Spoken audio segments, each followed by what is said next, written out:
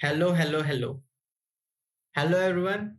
I'm your bio buddy in this journey of NEET 2023 और हम दोनों साथ में मिलके नीट क्रैक करने वाले हैं। तो आज हम बात करने वाले हैं पॉलीमरेज चेन रिएक्शन की। वैसे तो ये यूनिट बायोटेक्नोलॉजी से है और नीट इस पे काफी क्वेश्चंस बनाना पसंद करता है। तो आज हम देखेंगे कि पॉलीमरेज चेन रिएक्शन होता क्या है और नीट इसमें से कैसे क्वेश्चन बनाता है। तो चलिए शुरू करते हैं। शुरुआत करेंगे हम What is polymerase chain reaction? What is PCR? तो PCR एक एम्पलीफाइंग टेक्निक है जिसमें टारगेट डीएनए एम्पलीफाई किया जाता है मिलियंस ऑफ कॉपीज में। तो पीसीआर को इन्वेंट करने वाले की बात कर लेते हैं। सबसे पहले हम लोग बात करेंगे कि पीसीआर को इन्वेंट किसने किया था। तो पीसीआर का इन्वेंशन करने वाले का नाम है कैरी मुलिस। तो कैरी मुलिस ने इसका इन्वेंशन किया था 1983 में। 1983 इंडिया वर्ल्ड कप जीता था, याद तो होगा ना। तो इसी तरीके से याद रखना।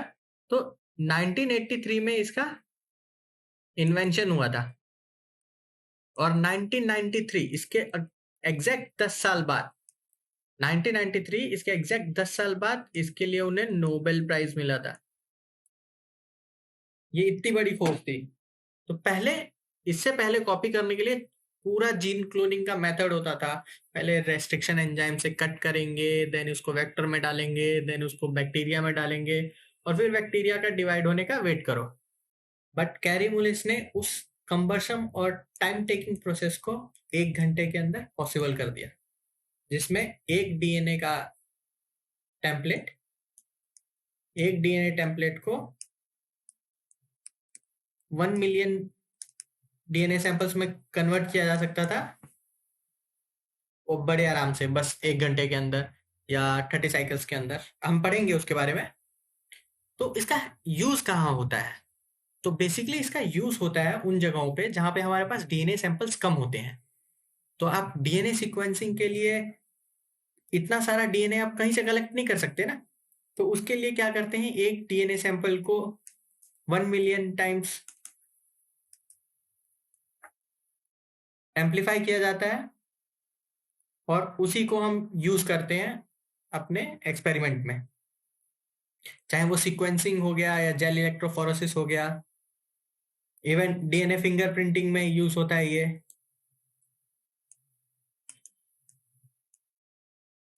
डीएनए फिंगरप्रिंटिंग में सैंपल्स को एम्पलीफाई करने के लिए भी यही यूज होता है, एप्लीकेशंस। तो आगे हम बात कर लेते हैं कि पॉलीमरेज चेन रिएक्शन होता कैसे।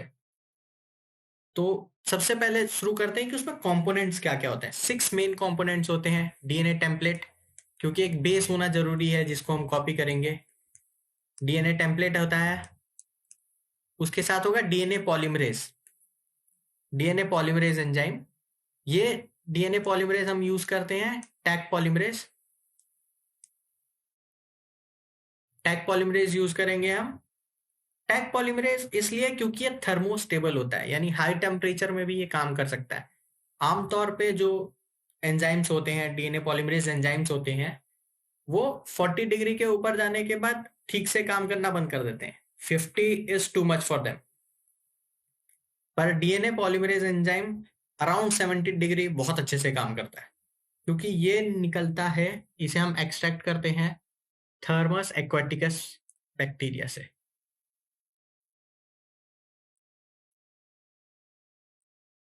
ये भी बहुत इंपॉर्टेंट है, थर्मस एक्वाटिकस का नाम, क्योंकि ये एक थर्मोफाइल है। थर्मोफाइल इन द सेंस कि ये हॉट स्प्रिंग्स में पाया जाने वाला बैक्टीरिया है। तो उनको अपना डीएनए रेप्लिकेट करने के लिए इस पॉलीमरेज की जरूरत पड़ती है, ताकि वो गर्म पानी में भी, वो हॉट स्प्रिंग में भी अपना रेप्लिकेशन, अपना सेल डिवीजन जारी रख सके। तो इसको खोजा था कैरीमुलिस ने। ये एंजाइम को खोजा था कैरीमुलिस ने और इसे यूज किया था पीसीआर बनाने के लिए, कि पीसीआर में ये यूज हो सकता है। अब बात करते हैं हम प्राइमर्स की। तो प्राइमर्स ओलिगोन्यूक्लियोटाइड होते हैं आरएनए के, और इनके बिना कोई भी डीएनए रेप्लिकेशन स्टार्ट नहीं हो सकता। कोई भी डीएनए रेप्लिकेशन स्टार्ट करने के लिए हमें एक प्राइमर चाहिए ही चाहिए। तो एक सेट यानी 2 प्राइमर की जरूरत होती है इसके अंदर, जो कि सीक्वेंस से मैच करे, सीक्वेंस से कंपैटिबल हो। डीएनटीपी एक्चुअल बिल्डिंग ब्लॉक्स हैं जो कि चेन इलोंगेशन में हेल्प करेंगे। यही ऐड होते रहे, सॉरी, डीएनटीपीस, डीऑक्सी न्यूक्लियोसाइड ट्राइफॉस्फेट। तो ये बिल्डिंग ब्लॉक है जो कि चेन इलोंगेशन में हेल्प करेंगे। और इस इन सबको रखा जाता है एक एपेंडॉफ ट्यूब में, या पीसीआर ट्यूब भी बोलते हैं इसको। ये पीसीआर ट्यूब है जिसके अंदर ये सारे कंपोनेंट्स मिक्स होंगे अलोंग विद बफर। और बफर के साथ में इसमें कोफैक्टर लिखा है, कोफैक्टर Mg2+। मैग्नीशियम यहाँ ऐड करते हैं क्योंकि ये बहुत जरूरी है पॉलीमरेज के काम करने के लिए। डीएनए पॉलीमरेज तभी काम करेगा जब उसके साथ में Mg2+ होगा।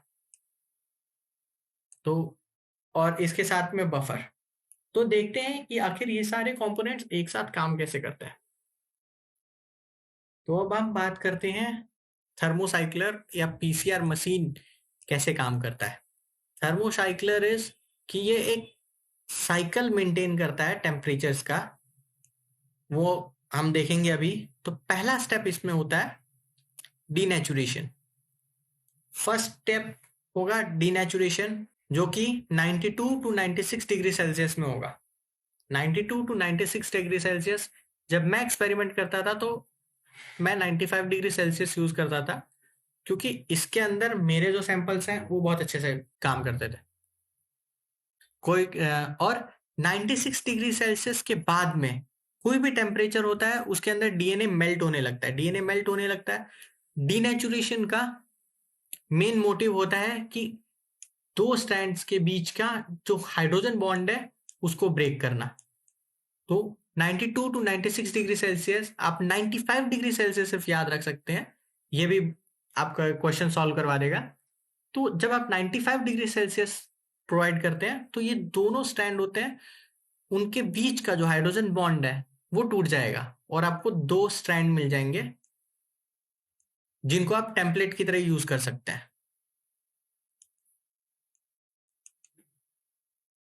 5 prime to 3 prime and 3 prime to 5 prime, जो एंटी पैरेलल होते हैं एक दूसरे के। तो जब यहाँ पे हम हाइड्रोजन बॉन्ड हमने तोड़ दिया तो नेक्स्ट स्टेप आता है एनीलिंग। इसको प्राइमर एनीलिंग भी बोलते हैं, क्योंकि यहाँ पे बाइंड होगा प्राइमर। प्राइमर हमेशा 5 प्राइम टू 3 प्राइम की तरफ बाइंड होगा। क्यों?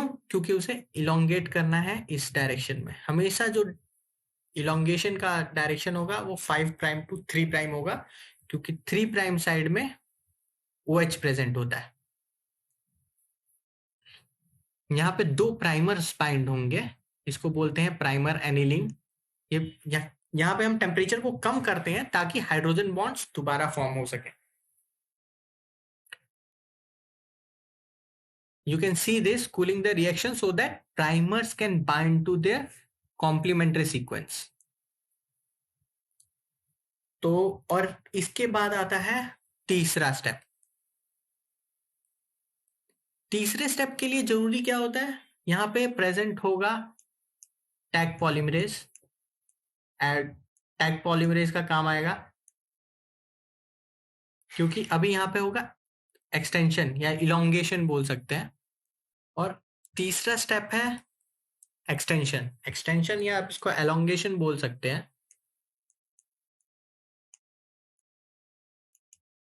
इलोंगेशन, यहाँ पे जो प्राइमर बाइंड हुआ है उसके साथ में इलोंगेट होंगे जो डीएनटीपीस जो हमने डाले थे, वो एक एक करके यहाँ ऐड होते जाएंगे। यहाँ प्राइमर बाइंड हो जाएगा, एक एक करके जो डीएनटीपीस बफर में प्रेजेंट है वो यहाँ जुड़ने लगेंगे और ये इलोंगेट करने लगेगा। धीरे धीरे इसकी लेंथ बढ़ती जाएगी और ये कंप्लीट होगा। तो बेसिकली यहाँ क्या हो रहा है कि जो डीएनटीपीस हो रही हैं उस वो ऐड हो रही हैं टेम्पलेट के साथ और एक नया डीएनए फॉर्म कर रही है, एक नया डीएनए फॉर्म करेंगी। ये 2 डीएनए हो गए। यहाँ पहले हमारे पास एक था, अब यहाँ पे 2 हो गए इन टोटल। तो ये है पूरा प्रोसेस पॉलीमराइज पीसीआर का, पॉलीमरेज चेन रिएक्शन। और यही आपको अगर 30 साइकिल करेंगे इंटू 30, देन आपको अराउंड 1 मिलियन कॉपीज मिल जाएंगी। तो इसको हम अच्छे से डायग्रामेटिकल तरीके से देखते हैं। तो ये है एनसीईआरटी की इमेज और ये है पीसीआर मशीन, और इसे आप देख सकते हैं कि कैसे इसमें एपेंडोफ ट्यूब कोई साइंटिस्ट या रिसर्चर डाल रहा है। इसके अंदर बफर है, डीएनटीपीज हैं, पॉलीमरेज है, देन कोफैक्टर्स हैं। हमारा पहला स्टेप है डीनेचुरेशन। डीनेचुरेशन में तोड़े जाते हैं हाइड्रोजन बॉन्ड। तो यहाँ पे टेम्परेचर कितना होगा, 95 डिग्री सेल्सियस। ये हमने हीट किया तो दोनों टूट जाएंगे, दोनों स्ट्रैंड जो है वो अलग हो जाएंगे। देन यहाँ पे प्राइमर एनील होगा। प्राइमर अपने कॉम्प्लीमेंट्री सीक्वेंस के साथ जाके जुड़ेगा।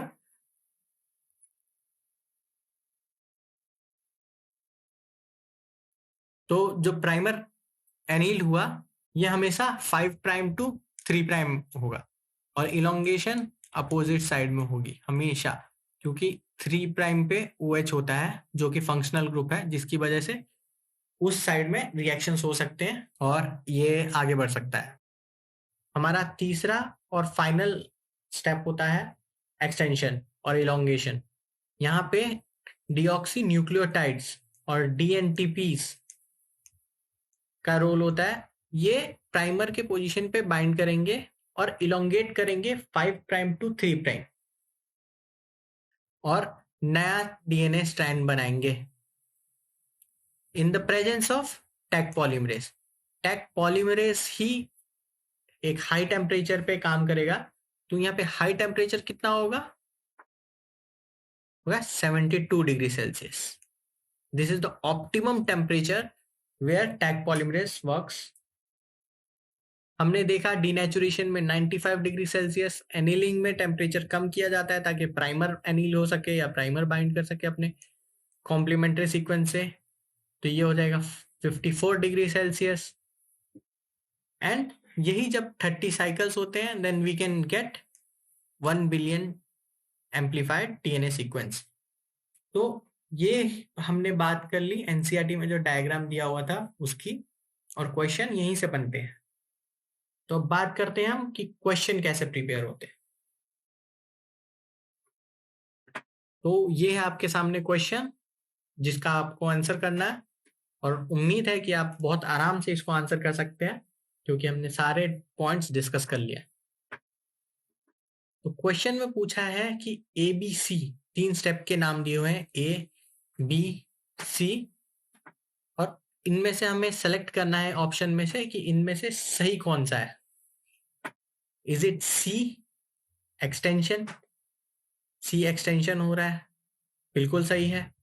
In presence of heat stable DNA polymerase, तो ऑफ कोर्स यहाँ पे टैग पॉलीमरेज होता है जो कि हीट स्टेबल है, क्योंकि यहाँ पे टेम्परेचर कितना होता है, 72 डिग्री सेल्सियस टेम्परेचर दिया जाता है। ये तो हमें आपको सही आंसर पहले ही कोई ऑप्शन में मिल गया। हम बाकी देख लेते हैं कि कहीं बाकी तो कोई सही आंसर नहीं है। ए इज एनिलिंग, नो। ए क्या है, डीनेचुरेशन।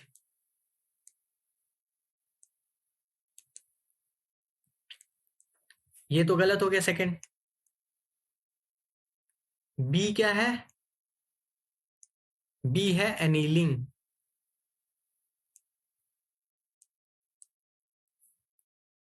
ऑप्शन थर्ड भी गलत हो गया।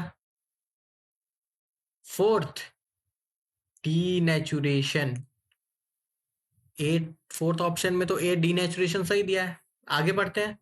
At a temperature of 50 degree Celsius, ये तो गलत हो गया क्योंकि टेम्परेचर कितना होता है, 95 डिग्री सेल्सियस। एम आई राइट? तो ऐसे आप क्वेश्चन आराम से सॉल्व कर सकते हैं जब आपको हर एक पॉइंट का पता हो, और उम्मीद है कि आप ये सारे क्वेश्चंस बिल्कुल कर लेंगे। तो इसमें हमने कौन कौन सी याद रखने वाली बात की थी, तो एक बार हम रिवाइज कर लेते हैं। तो इसे इसमें याद रखने वाला पहला पॉइंट है कि इसका इन्वेंटर कौन था, कैरीमुलिस। इन्होंने इन्वेंशन कब किया था, 1983, जब इंडिया वर्ल्ड कप जीती थी। और इनको नोबेल प्राइज कब मिला था, 1993, एग्जैक्ट 10 साल बाद, जब पीसीआर का बहुत अच्छे से यूटिलाइज होने लगा एंड साइंटिस्ट कम्युनिटी ने ये सोचा कि इसके बिना तो बायोलॉजी आगे नहीं बढ़ सकती।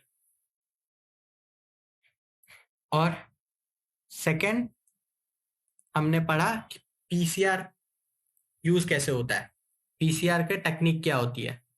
तो फर्स्ट स्टेप क्या होता है, डीनेचुरेशन। डीनेचुरेशन यहां पे क्या होता है, हाइड्रोजन बॉन्ड ब्रेक होते हैं at the temperature 95 degree Celsius. Second step, annealing. यहां पे प्राइमर एनील होता है।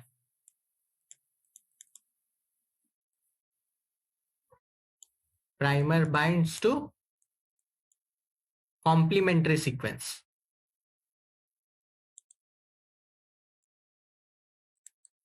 Complementary sequence at temperature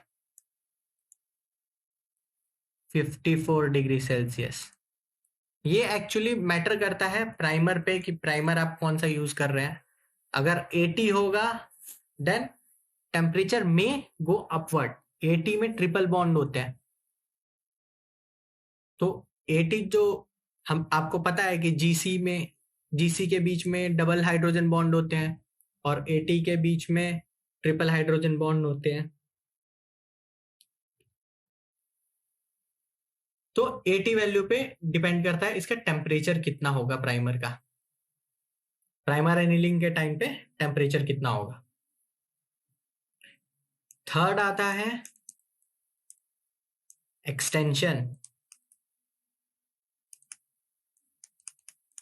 extension कितने डिग्री पे होता है, 72 degree Celsius.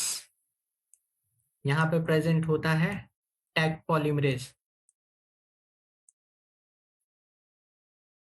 Tag polymerase use करता है डीएनटीपीस। डीएनटीपीस use DNTPs to elongate the strand। और इस सब चीजों से बाहर आपको क्वेश्चन नहीं आएंगे, नीट में इतना ही पूछता है। ओके, तो थैंक यू सो मच बच्चों फॉर बीइंग विद मी, और उम्मीद करता हूं आपको पीसीआर बहुत अच्छे से समझ आया होगा। अगर आपको फिर भी कोई डाउट है तो you can comment down here, और आप या फिर आप इंस्टा पे बायोबडी पे मुझे मैसेज कर सकते हैं, और मैं जरूर जरूर आपकी हेल्प करूंगा उससे सॉल्व करने में। तो थैंक यू सो मच। आप इस चैनल को सब्सक्राइब कीजिए फॉर मोर सच कंटेंट्स, और लाइक कीजिए अगर आपको ये क्लास पसंद आई हो तो। Thank you.